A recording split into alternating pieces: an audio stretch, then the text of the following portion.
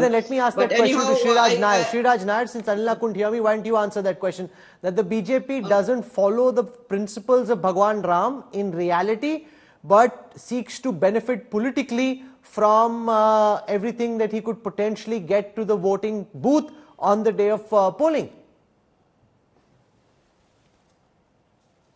See, what right Mr. Tiwari has got to raise this question, first of all? This is the same party which killed innocent car sevaks, and now they are trying to justify. It is a BJP which was at the forefront of this Ayodhya movement, and it is only because of BJP and the Sangh Parivar today we are seeing the struggle of 500 years has met with success, and during our lifetime we are seeing a grand temple coming at the birthplace of Bhagwan Sri Ram. Now coming to the other part, what he was talking about, employment or generating employment. Yes, Gundas in UP have lost their employment. That is definitely for sure. Now, you yourself in your video showed 3,000 people are working at the temple construction site, and you should read a book called Temple Economics. And thousands of people are going to get employed. There is going to be a huge employment generation due to the temple coming in Ayodhya. Moreover, I am telling you with full responsibility, the way things are growing, especially in UP, people are not going to migrate from UP. That is going to be the best part. So Mr. Ghanshyam Tiwari won't understand all these things because they have always created Gunda Raj.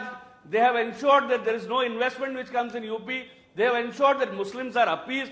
They have ensured that saints are being harassed. They have ridiculed Hindus, mocked Hindus, and they have always created terror for Hindus. No, but you can't, you know, Ghanshyam Tiwari, in the analogy you tried to draw with Braj Bhushan Charan Singh, you went away from the question that was asked. Each of these parties, whether it's the Congress or the Samajwadi party, they need to account for their past track record. The Samajwadi party in particular for having fired at the car sevaks. You can't think of this as a great movement around Hindu reawakening and about Bhagwan Ram finally getting his due by getting a grand temple. Your party must ultimately account for what happened on your watch. You can't run away from that. Well, if that's a question to me, no one can run away from the facts that are going to be there. But the question is, as Sriraj Nair tells us, and Anila Singh tells us that temple economics is the new Modi economics. So if you have an educated child, think about him or her standing in front of temple, and that is her pathway to job or his pathway to job. But they didn't say that. That's what you're saying. They never said that.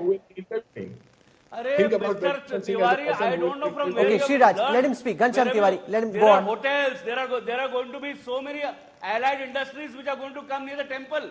Many five-star hotels will come. Do you think only fool and har are going to be sold there? And have some basic common sense, Mr. Tiwari.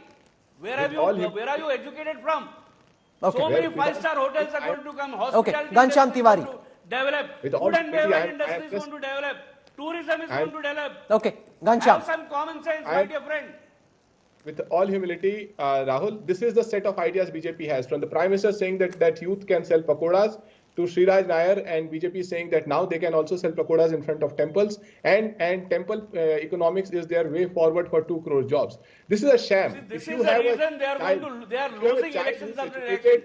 Because no common sense vote for BJP, understand that you are voting for BJP against the employment credentials or possibilities of your child. I think you live in UP. Understand. Go and see the kind of development which is happening, the infrastructure development in and around Ayodhya. No, but it's not just Ayodhya. The problem with some of these arguments, Adil Singh Boparai, is that they take away from the kind of development that's happened in a city like Varanasi or is happening at Ayodhya, which is now at this time the hottest piece of real estate. So obviously it's not the solution to the economic problem, but I was in a conversation with some top hoteliers and they're all talking about how they want to build massive 5-star hotels, whether it's in a Rishikesh, a Haridwar, an Ayodhya or a Varanasi. Yes. And to that extent what Sriraj Nair is saying is correct. It is feeding an economic boom. Obviously that's not the solution to India's economic problems, but there is that underlying aspect which you can't run away from.